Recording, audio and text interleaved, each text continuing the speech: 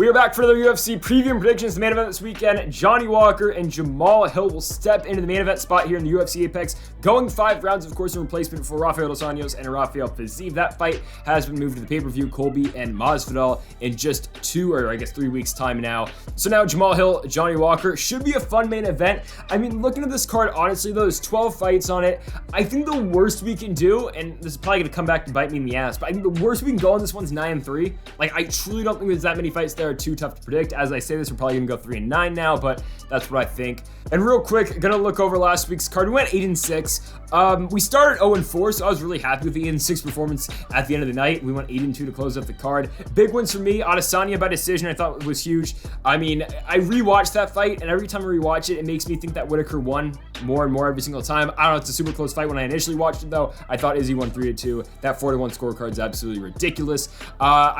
So glad Bobby Green's still winning. I mean, Bobby Green, I said in my last video he should be a top 5 lightweight. I stand by that statement. Bobby Green's very damn good, and if you just had the judges to go his way on 2 fights, he would be in the top 5 right now. Really excited he picked up a huge win over Pearce by decision, and also Cannonier by KO. Felt really good about that one. Brunson just kind of gassed in the second round. Jared Cannonier took over. He's going to fight Izzy probably in June. How does that fight end? Probably 50-45 for Adesanya, but still, big win for Cannonier, finally getting his pay-per-view main event and a title shot in short order. And folks, before we get into the preview and predictions, make sure that subscribe button down below for some more UFC here on the channel. So our first fight of the night is going to be Jonathan Pearce, JSP, taking on C-Rod and Christian Rodriguez. Rodriguez making his UFC debut off of a win just last month on NAFC Super Brawl. He beat Ryan McIntosh. He won in 1 minute. The problem is Ryan McIntosh is 19-36. Now, like, if you look at C-Rod's record, he's got a couple good wins.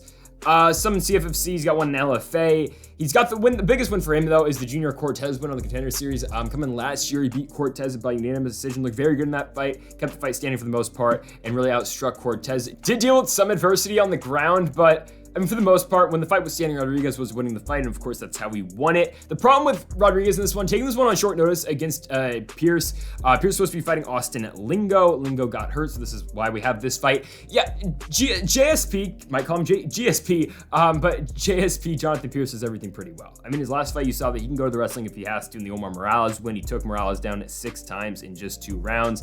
Choked him out with a rear naked choke. Really used his wrestling very well in that fight. And in this fight before that, he incorporated the wrestling with the striking when he did finish Kai Kamaka III, who is a very good fighter now on Bellator, but Kamaka is really good. The Joe Lozon fight, rather not talk about it. That's kind of what steered me away from picking Pearce when he fought Kamaka in their fight. But he lost the fight. Joe Lozon's a veteran who's, can still pick up wins if he has to. Okay, Joe Lozon's going to go fight Cowboy, and I don't think that fight ends too well for Joe Lozon, but hey, maybe he beats Cowboy, who knows. Should be a retirement fight for both guys, but probably won't be, especially if Cowboy wins. But yeah, Pearce lost to Lozon, and then his first fight, or I guess his Contender Series fight, was over Jacob Rosales. He beat him by KO in the 3rd round. Looked very good in that one. 142 significant strikes landed in that fight for him, and 4 takedowns as well. So yeah, with GSP, God, I'm gonna do this a million times. JSP, so used to GSP. JSP does very well though. Grappling with the striking, his takedown defense is really good, so you're not gonna see many guys shooting on him. Obviously, Christian Rodriguez will not be that guy, so if wherever Pearce wants this fight, he can take it. If he wants this fight on the ground, I think he can definitely do well, and he can definitely land takedowns against Christian Rodriguez. As we saw in Rodriguez's fight against Cortez, he got taken down 2 times in that fight, and Cortez did hold him down for 5 minutes in that fight. So if got it right this time, JSP wants to do that, then of course he can. If he wants to strike with him, I think he's gonna have advantage up there as well. I think Pearce, though, will look to the ground, and I think he probably will finish him on the ground with strikes. I think this is gonna be a pretty dominant performance here for Jonathan Pearce. I think he's gonna win it by 2nd round TKO in Rodriguez's first fight of the promotion. Next up, we've got Gabriel Mowgli Benitez taking on David Onama. For Mowgli Benitez, I feel like I picked this guy a lot, and he just doesn't really win, except for I picked the damn Guitar Hero to beat him. Yeah, I picked Justin James to go beat him, and it didn't happen, and no, Justin James didn't put his entire salary on that fight, and he just lost his last fight, actually. Yeah, I forgot about this. Yeah, Justin James went back to TWC, Total Warrior Combat, and he lost the title fight over there. First fight outside the UFC. However, Daquan Townsend, who's on the same exact card, actually won the middleweight championship, beating Portland Pringle. They ran that fight back from like 3 years ago. Yeah, TWC does some kind of weird stuff. But Gabriel Benitez, that's the last time I picked against him, was in the James fight, and Justin James lost, of course. So, but Benitez, he's lost 3 of his last 4. And yeah, the Justin James win, is Justin James very good? No, not really. But he lost to Billy Quarantillo, did Benitez, which isn't a bad loss considering how good Quarantillo's looked since. He's stuck in there with Shane Burgos for 3 rounds, looked very good in that fight. Before that, Benitez, of course, beating James, lost to Omar Morales by unanimous decision. I mean, in that one, Morales just outstruck him, and then the Sodiq Yusuff fight, I mean, what do you think Super Sodiq Yusuff is going to do to Gabriel Benitez? He knocked him out in the first round. Okay, the Quarantillo fight, by the way, you know, he put on the striking against Benitez, and he incorporated the takedowns when he needed to as well. It was a pretty dominant performance for Billy Quarantillo, eventually finishing Moggly Benitez in the 3rd round by TKO on the ground.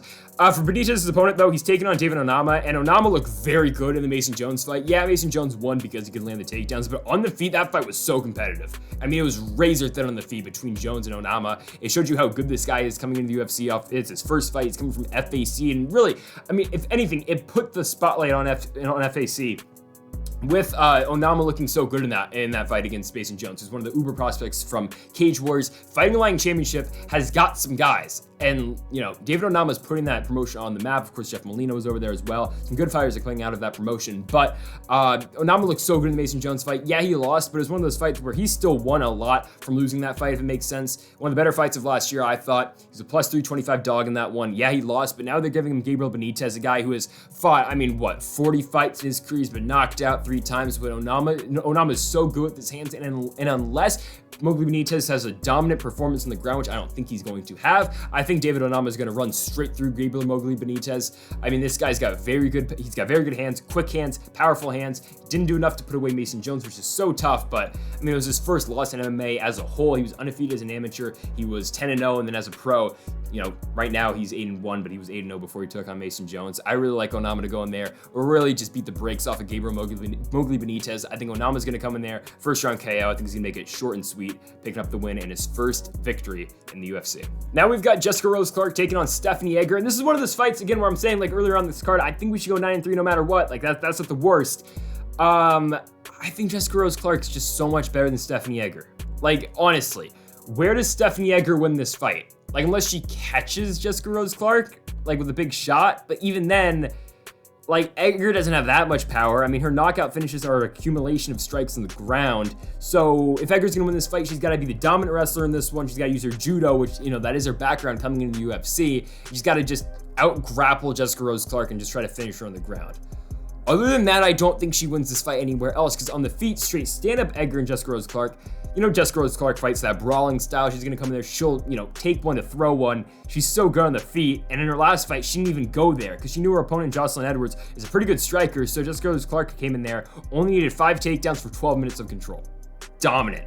I mean, dominant on the ground for Jessica Rose Clark. 5 for 11 on her takedown attempts. Showed us, a different side of Jessica Rose Clark than we've seen in her past fights in the UFC. I know she took down Paige Van Zandt a lot when they fought. I mean, when was that, in 2018? But other than that, I mean, really, Rose Clark doesn't use her wrestling too often. She took down Bec Rawlings because Bec Rawlings can't really grapple to save her life. But actually, no, Bec Rawlings wasn't a horrible grappler. Take that back, I don't know. Bare knuckle zone, Bec Rawlings. But Jessica Rose Clark has been so good in the UFC. I mean, really, she's been 4-2. I know her 2 losses are Penny Kianzad and Jessica Ai. Well, Jessica Ai fought for a world championship once, and Penny Kianzad fought for an Ultimate Fighter championship at one point. I mean, other than that, like, Jessica Rose Clark beats these fighters who aren't in the elite of the division, or I would say in the top 10 of the division. Like, maybe the closest fighter she's beaten to the top 10 is Jocelyn Edwards, or maybe it's Paige Van Zandt, because at one point in time, Paige Van Zandt was the #1 contenders fight at 115. Technically she was, and she was a favorite over Rose Namajunas at one point during fight week. Rather not talk about that though. And did I think Paige Van Zandt could beat Rose Namajunas? I mean, probably. No, I kind of did. Anyways, Jessica Rose Clark though. Hey, at the time you would have thought that too. Thought there would have been a chance. Never mind.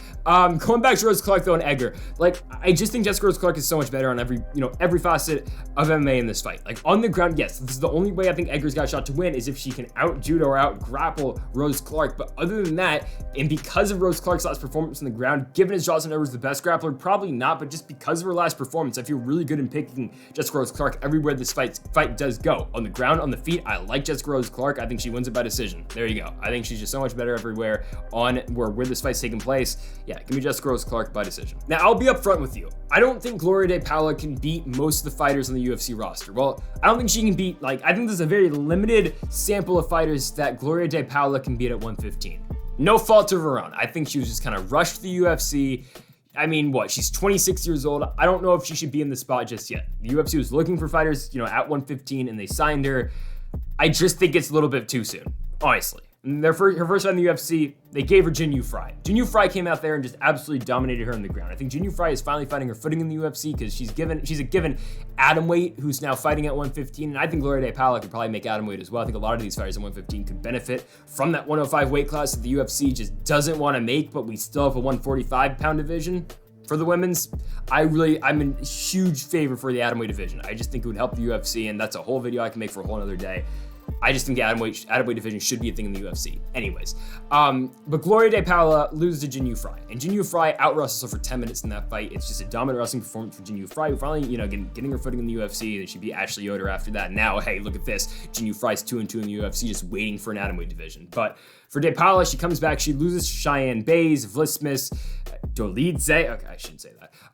But I mean, she loses to Cheyenne Vlismas, right? Vlismas just catches her coming up after Vlismas took her down.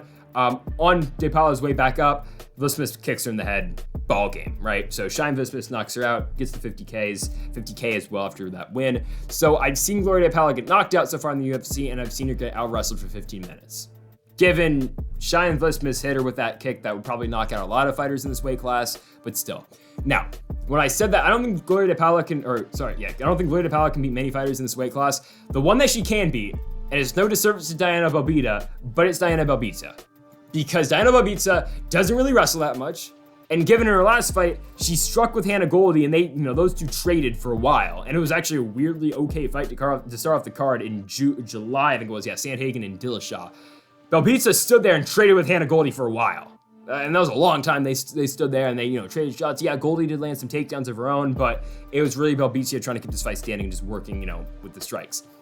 So if Gloria De Paula is going to have a chance in any fight, she's going to have to keep the fight standing. She's going to have to strike because she's not a very good wrestler and, she's going to want to strike with her opponents. Diana Belbita is one of those fighters that will strike with you. So there is going to be I don't think there's going to be much grappling in this fight. So if Gloria De Paula is ever going to win a fight in the UFC, it's probably going to be this one. And Belbita is 1-2. Her first fight, she lost to Molly McCann. McCann took her down a lot, outstruck her. Liana Jojua took her down and submitted her within a minute. That's okay, though, when we think of this fight, right? Because now Belbita gets an opponent that's only going to strike with her. So, like the Hannah Goldie fight, Goldie was still taking her down. Belbita did win the fight anyways, but now she doesn't have to worry about that because I don't think De Paula is going to be trying to take this fight down. So I know how we're saying this could benefit Gloria De Paula because the one fight she could win, but then you got to think on the other side. Well, now Diana Belbita is taking on a fighter who isn't going to wrestle her. So all day at -120, Diana Belbita, give it to me. Decision right here. I think this one's a pretty obvious pick here. Like maybe Gloria De Paula is the better striker. Maybe because she's not worrying about the grappling all that much, but I really think this is all Diana Belbita here. One of my bigger locks of the night. Hey, my lock last weekend, Andrei Arlovski beating Jared Vanderaa by decision hit. I'm not going to call this one a lock, but I still feel really good about Belbita picking up the win by decision. Okay, so one of the tougher fights to call, honestly, in my opinion, Mario Bautista, Khalid Taha. I think this is a good fight because I think Taha brings a lot to the table in this one that Mario Bautista, could have to struggle with here and could have to deal with in this fight. And same can be said the other way around. I think Bautista is going to offer a lot to Khalid Taha because Khalid Taha's last two fights weren't great. Yeah, given the Honey Barcelos fight was competitive and it was fun, but Barcelos, won pretty handily, I thought. And the Sergey Morozov fight, well, Morozov just took Khalid Taha down at will, and yeah, Morozov just lost to D. Silva on Saturday, but he's a good fighter overall, and Khalid Taha just didn't have his best night taking on Sergey Morozov. That's all right, but there's been a theme of the last two fights, and I know Barcelos, struck with him a lot, but still could land takedowns when he needed to. Taha's been taken down, especially in his last fight, a lot by Morozov. And yes, is Mario Bautista the wrestler that Sergey Morozov is? He's 100% not. And Mario Bautista is not going to wrestle him. So it's going to be a striking affair. It will be a striking affair between Mario Bautista and Khalid Taha. So this is, again, another fight like what I said in the last one where Taha can have some success. And his only technical win in the UFC right now is Boston Salmon. He knocked him out in the first round, UFC 236. He was an underdog in that fight, believe it or not. And that's technically his only win so far. His first fight in the UFC, he got taken down at will by Nad Nirmani. Nirmani won by decision. For Bautista, he's currently 2-2 in the promotion. First fight, unfortunate, he ran into Corey Sandhagen, lost by armbar. He beat Jinso Sun his second fight by unanimous decision, knocked out Miles Johns with a flying knee, and then lost to Trevin Jones. But a lot of people lose to Trevin Jones because that guy is pretty damn good. even though Trevin Jones, of course, did take the L to Saijakub Kakrakhmanov in his last fight by guillotine choke, so there's that. But Kakrakhmanov, though, very good fighter in his own right. So Bautista and Taha, you're gonna see a striking fight here. You're gonna see the better strikers, honestly, I think in the first 3 minutes. And I don't think this one's too competitive. I think Taha will have his moments, but I think Mario Bautista is going to slowly take over in this fight. I just think Bautista's fought the better competition so far in the UFC. I mean, yeah, he got finished by Trevin Jones, but a lot of guys are going to get finished by Trevin Jones. That guy can eat some shots. He's very tough on the feet, very durable, and he can land some power shots of his own. For Taha, again, he hasn't technically won in the UFC. I know he beat Bruno Silva, but got overturned, but he hasn't technically won since 2019, the promotion. It's tough to pick a guy like that right now in the spot, considering back-to-back losses against given good opponents in Morozov and Barcelos. It's a close fight, don't get me wrong, but I think Bautista's just better on the feet, and that's why I'm going to go with Mario Bautista to beat Taha. He's going to get it done by decision. Super simple fight to break down here. Chad Skelly, Mark Striegl. I'll tell you how this fight's gonna go. Well, not who's gonna win, but like how, whoever's gonna win this fight's gonna be able to land a takedown first, and he's gonna be able to control their opponent on the ground. That's definitely how Mark Striegl wins, because I don't think Striegl can beat Chad Skelly on the feet, and is Chad Skelly the most impressive striker of all time? Damn sure he's not, but he's better than Mark Striegl on the feet, and I know Skelly has really, not done well in the feet in his UFC career, but I'm not impressed with Mark Striegl's striking at all. I mean, I've seen some of this guy's stuff outside the UFC. Like, when he's not grappling, it's not great. When he's grappling, it looks very good. But on the feet, Striegl isn't that nice. I mean, the Said Nurmagomedov fight, he loses. Okay, he gets knocked down the first round. That's going to happen to a lot of guys that fight Said Nurmagomedov. He just beat Cody Stamann. He subbed him in the first round. And, oh, by the way, he can also strike, too. Said Nurmagomedov's a tough fighter, especially at this 135-pound weight class. But the only way Striegl wins is if he's the better wrestler. And it could happen, don't get me wrong, but Striegel's got to be able to apply positioning over Chad Skelly in this fight. He's going to have to be able to land a takedown. He's going to have to be able to just beat Chad Skelly everywhere on the ground. That's a problem, though, because Chad Skelly's been in the UFC for a very long time, and I'm going to get to another point I have on Chad Skelly. Given the guy is 36 years old, but his first UFC fight was on Verdum versus Brown in Orlando, Florida in April of 2014. For reference, the co-main event on that card was Miesha Tate versus Liz Carmouche, and Miesha Tate won that one by unanimous decision. Now both those fighters are down at 125. Interesting. Also, Chad Skelly fought at Bellator 9 in Monroe, Louisiana on May 29th, 2009. The main event of that card was Hector Lombard beating Damian Stellian. Also, Sean Jordan was on that card as well. Okay, it was a long time ago. Chad Skelly's been fighting for a while. Now, I think Chad Skelly should win this fight. I think he should. But there are some things that do, I'm still going to pick Chad Skelly. I'll put that out there. I'm going to pick Chad Skelly. But there are some things that could turn you away from Skelly in this fight. The main one being, he has not had a fight since September of 2019. That was a win over Jordan Griffin on Cowboy and Gagey over in Vancouver, British Columbia. He won the fight by unanimous decision. He looked good in that one. He was able to outstrike Griffin. He was able to get the fight in the ground. Actually, he didn't outstrike Griffin, but he was able to get the fight in the ground and out-control Griffin, once the fight was on the ground. Okay, that's a classic Chad Skelly win. That's how he gets the job done. He beat Bobby Moffitt before that. Or actually, no, he lost Bobby Moffitt, but then that one got overturned because I believe, no, it wasn't, yeah, I forget what happened in that fight. It got overturned. I forget who the referee was in that fight, but there's something that happened with the referee. I need to go rewatch that fight. It was in Denver, it's on the Zombie and Yair Rodriguez card. But my main point, Chad Skelly, though, hasn't fought since 2019. It's been about 3 years, given to September, but still like 2.5 years since we have seen Chad Skelly fight. Now, he's supposed to fight. He was, he made the walk against Jamal Emmers. He was in the cage. First time it's ever happened in UFC history. Chad Skelly's in the octagon. And then, Jamal Emmers can't come out because he has back spasms, which sucks.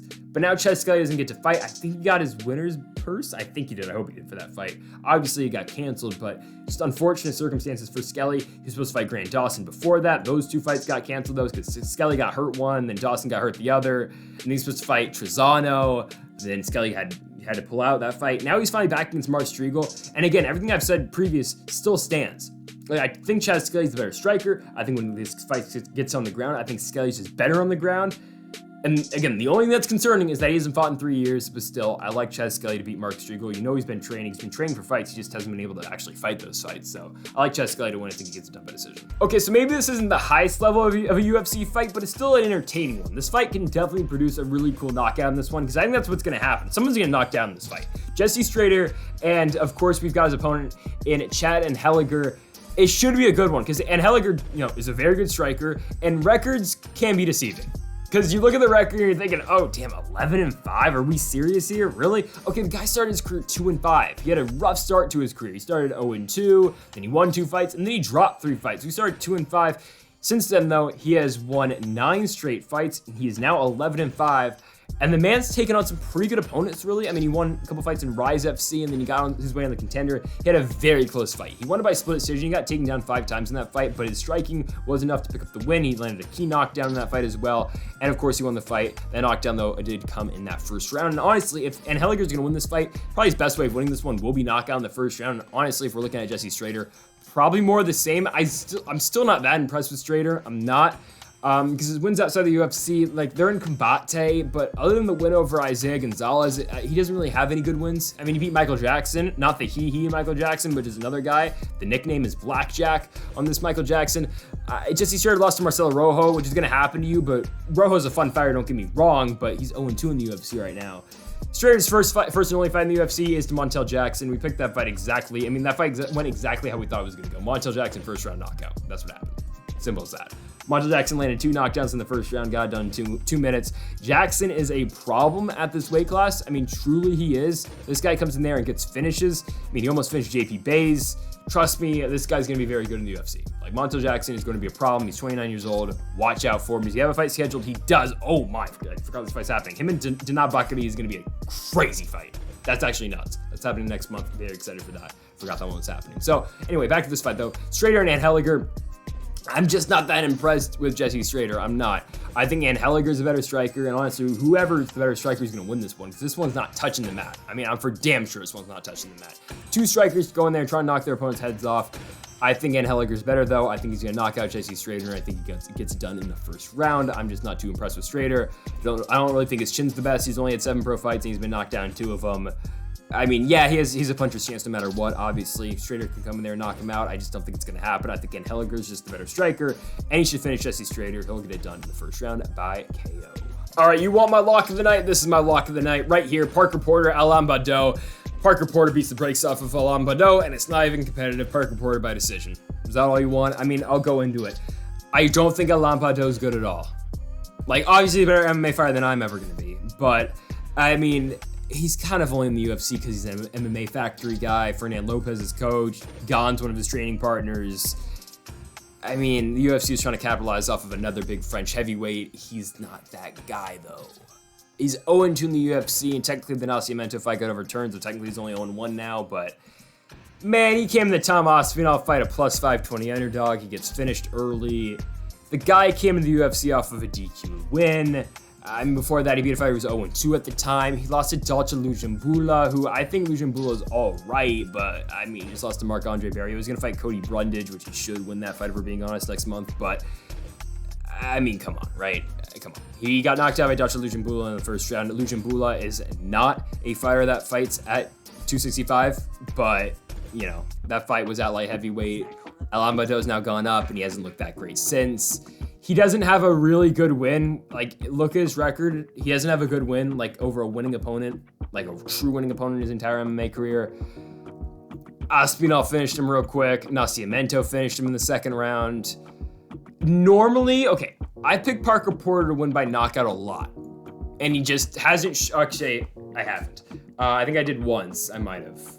No, I take that back. I've never picked Parker Porter to win a fight. Okay, that's all right. Never mind. I have never picked this guy to win by knockout in his career. I'm not picking him to do it right here. Now, the thing is, could he knock out Baudot? 100% possible. That's just not how Parker Porter fights, though. He's kind of just like an Andrei Arlovski that's a lot younger, and now he's not as like fluid as Arlovski. And surprisingly, Parker Porter's only like 7 years younger than Andrei Arlovski. He's 36 years old. I think he's most known for fighting John Jones in his third MMA fight. John Jones finished him in 36 seconds with a knockout win. I think Parker Porter's one of those guys that John Jones actually kind of respects, which is interesting because John Jones is a very short list of guys he respects in MMA. I think Glover Teixeira's on that list. I think Stipe's probably on that list, at least for the time being.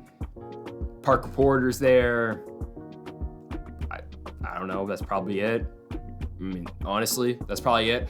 But Henry Cejudo, Maybe Yuri Prohashka now. They both fight at Fight Ready. Zombie, maybe, those guys. I don't know. But yeah, Parker Porter, I mean, that guy got finished by Gabriel Gonzaga back in 2011. Like, he's had some interesting fights. He came to the UFC, lost to Chris Daukaus, got knocked out in the first round. Then he beat Parisian and Chase Sherman both by decision. Again, normally would we pick Parker Porter by decision 110%? I'm still gonna do it, but like, again, if there's any fight he's going to by knockout, it's gonna be this one. Alain Baudot is just not very good. The only way Baudot wins is if he knocks him out in the first round, but I haven't even seen that out of Alain Baudot. Like, yeah, he can kind of return fire sometimes, but Porter's so good at not getting hit, especially in the Parisian fight and the Chase Sherman fight, given both those guys are probably, either out the UFC or one fight away from being out of the UFC anyways, but still, Porter looked good against those two guys. And if you match Josh Parisian and Chase Sherman up against Alain Baudot, they'd both probably win that fight. And Parker Porter, as long as he doesn't get knocked down in the first round, should outstrike Alain Baudot for 15 minutes, and it shouldn't even be all that competitive. So the new Andrei Arlovsky and not Alain Baudot, and Parker Porter will win this one. I think he wins it pretty convincingly, 30-27. If not, a finish will probably happen by knockout, but I think we're gonna go by decision. Parker Porter getting the job done in 15 minutes. By far the best fight on this entire card. I'm so excited for this one. Yeah, this card might be meh, and like maybe only 10 people are really gonna watch this card, given I'll be one of them, but this fight's so good. Joaquin Buckley, Abdulrazak Alhassan, so excited. Like, if you thought Tuivasa and Derek Lewis was fun and all the potential that fight had and what it turned out to be, my goodness, Tai Tuivasa winning by knockout, this is that fight at middleweight, truly. Because Buckley and Abdulrazak Alhassan are like the same fighter, and they both throw crazy hands. And like, Abdulrazak Alhassan has one glaring weakness, I would say, and it's, the wrestling. Jacob Malkoun did it to him. Manur Lazez kind of did it to him and incorporated the strikes as well. He's not gonna have to deal with that though. Joaquin Buckley's not gonna be the guy to take him down. This is not how Buckley fights. So you're just gonna see two absolute gladiators going there and throwing bombs at each other, just hoping they can knock the other guy out. This is the biggest toss-up on the entire card. Either guy could win. I'm so excited. Because, you look at Buckley's record so far in the UFC. Okay, he ran into Kevin Holland in his first fight. All right, Kevin Holland's a top 15 fighter. No shame in losing to Kevin Holland in your first fight. He beats Impa Kasanganay, who again shouldn't be outside the UFC, but it's okay. He beats Kasanganay, spinning back kick, greatest knockout of all time, maybe. I don't know. Finished him in the second round. He beats Jordan Wright after that. He beats the Beverly Hills Ninja, gets the job done, gets knocked the hell out by Alessio Di Chirico, and then he beats Antonio Arroyo in his last one. It dominated Arroyo, finishing him in the third round. Okay, his opponent, Abdulrazak Alhassan, more of the same dominance. Instead, well, actually, until he ran into that weird legal case, sidelined him for 2 years. He comes back, he loses to Manur Lazez. He gets beat everywhere in that fight. Manur Lazez works the body tremendously in that one. Abdulrazak Alhassan throughout that entire fight, yes, he was getting taken down. Lazez went 4-4 in his takedowns in that fight, but the trap that Alhassan got stuck in that fight, he was always back against the fence, and it always let Lazez, take advantage of what Abdulrazak Alhassan wasn't doing, and what he wasn't doing was throwing power shots. So Manur Lazez was always just, quicker than him, and he could go to the body, he could go to the head. It was just a good game plan for Manur Lazez in that one. He just outstruck Abdulrazak Alhassan throughout the fight's entirety. After that, he got knocked the hell out stiff by Chaos Williams. That was tough. And okay, that's gonna happen to you though, because Chaos Williams throws bombs. And then Jacob Malkoun just got wrestled for 8 minutes, or for more than 8 minutes. He got taken down 8 times, kind of like AJ Dobson did in the second half of his fight against Malkoun. Malkoun held him down for 12 minutes. And then he knocks out Alessio Di Chirico, big head kick 17 seconds in a fight I didn't think he was going to win, but he came back, and oh my goodness, he looked good doing so. So now you get the Buckley fight. And it's just a toss-up. Both these guys have probably the same amounts of power. Maybe Abdulrazak Alhassan's got a little bit more. Actually, I would say Abdulrazak Alhassan's got more power. It's good. The thing with Abdulrazak Alhassan is he going to throw? Because sometimes he has been hesitant since, the legal case to do that. Lazez kind of felt like he was holding back, kind of like Manel Kape was doing early in his UFC career, just kind of waiting to throw. Cass Williams just didn't get the chance to get knocked down in 30 seconds. In the Malkoun fight, well, he just got tired and he got out-wrestled for 15 minutes.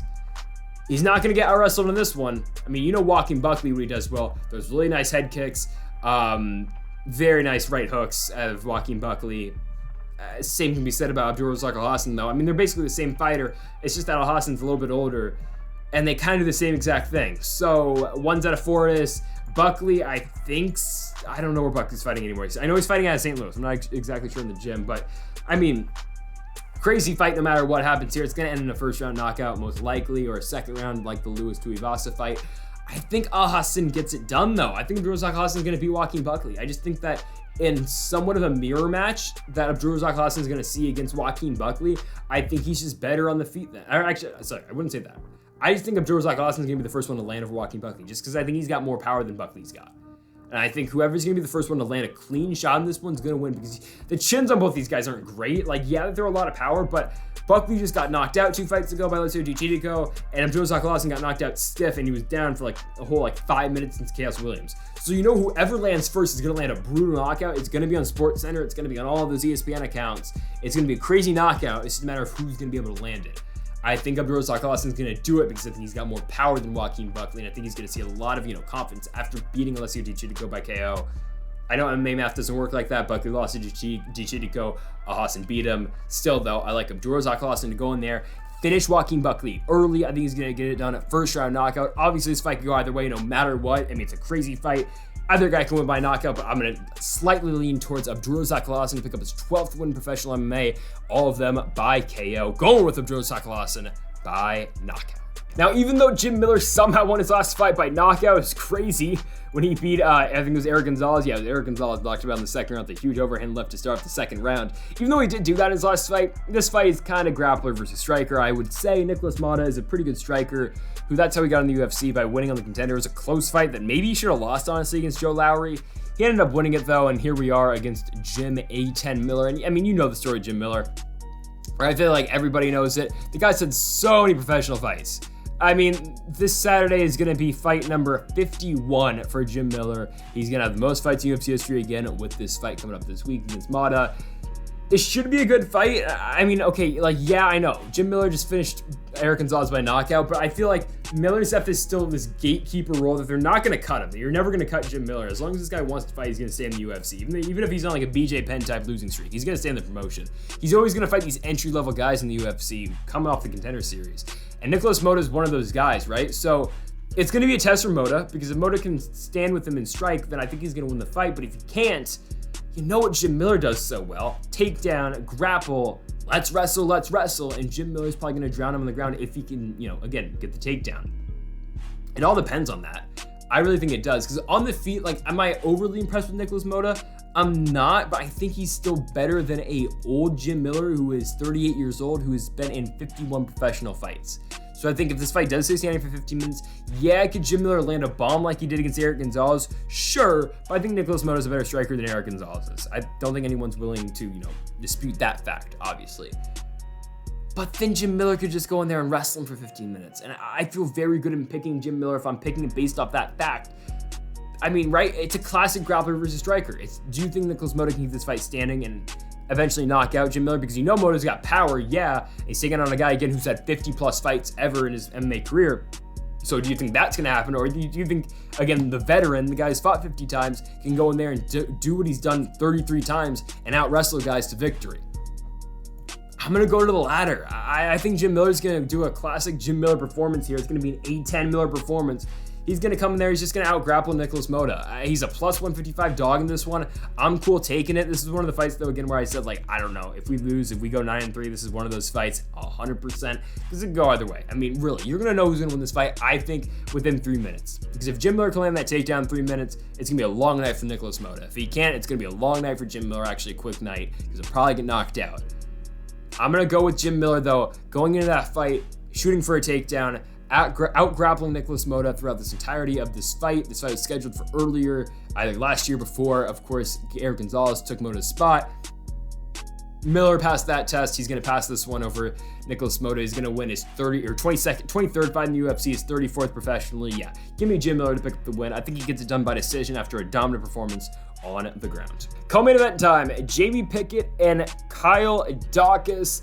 Kind of crazy, this one's a co-main event. I believe this one's at catchweight 195. If I'm not mistaken, that's where we've settled for this fight, which is interesting because I think that would favor Jamie Pickett just a little bit because he doesn't have to cut all the way down 185 because Pickett does carry some weight for being a 185 pounder. He's taking this fight just a short notice, by the way, because it's supposed to be Julian Marquez versus Kyle Daukaus, but it's only a month since Jamie Pickett did beat Joseph Holmes.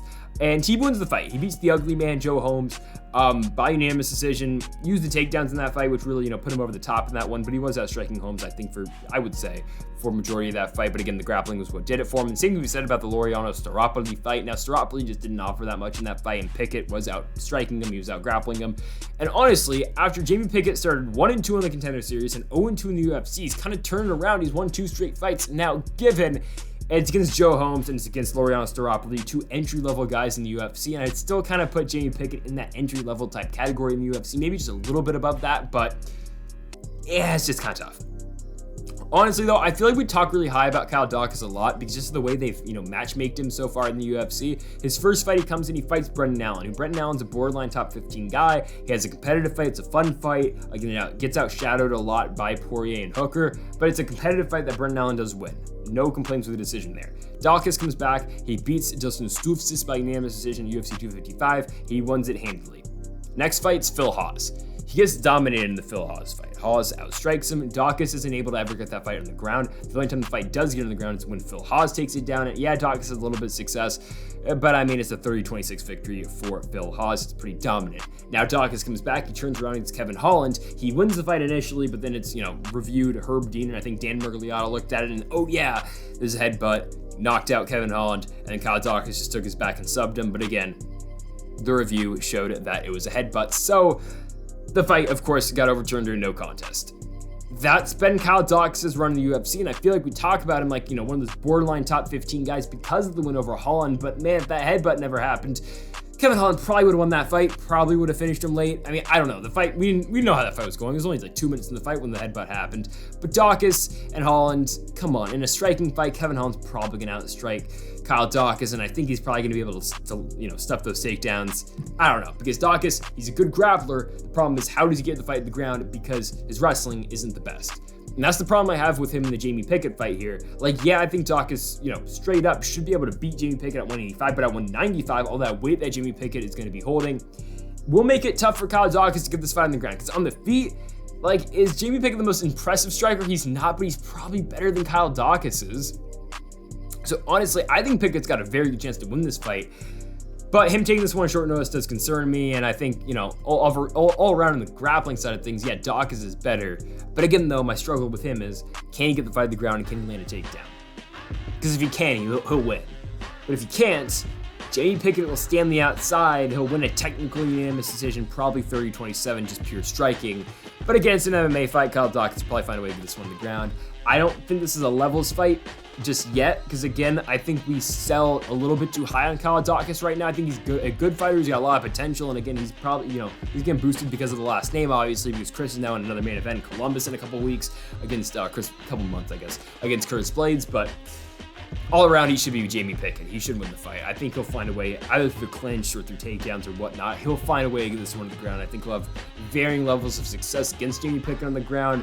I don't want to pick a submission, even though, honestly, though, if Daukaus is going to win the fight, it's going to be via the grappling, and if he gets the fight to the ground, he should be able to sub Pickett, just showing, how good Daukaus' grappling truly is and how his submission game really is. So honestly, actually, I'm going to go back on that pick. I'm going to say Kyle Daukaus is going to beat Jamie Pickett. I think he's going to get it done by submission, and I think he'll win it in the second round. So going second round sub for Kyle Daukaus. Main event time. We've got Johnny Walker taking on Jamahal Hill. It's Walker's second straight main event. I find it crazy that now this guy's had 2 straight main events. He had all that hype after the Surkanov win and after the Justin Ledet win. He loses to Corey Anderson.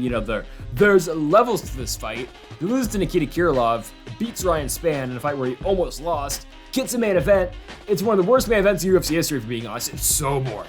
It's so bad. Like, it's Jan Blachowicz, Jacare Souza bad. It's bad. It's worse than that fight. Santos wins a very boring decision. I mean, look at the final strike counts in this one. Significant strikes, technically. Walker outstrikes him. I mean, or just total strikes. It's bad. Walker 48-44 in the significant strikes.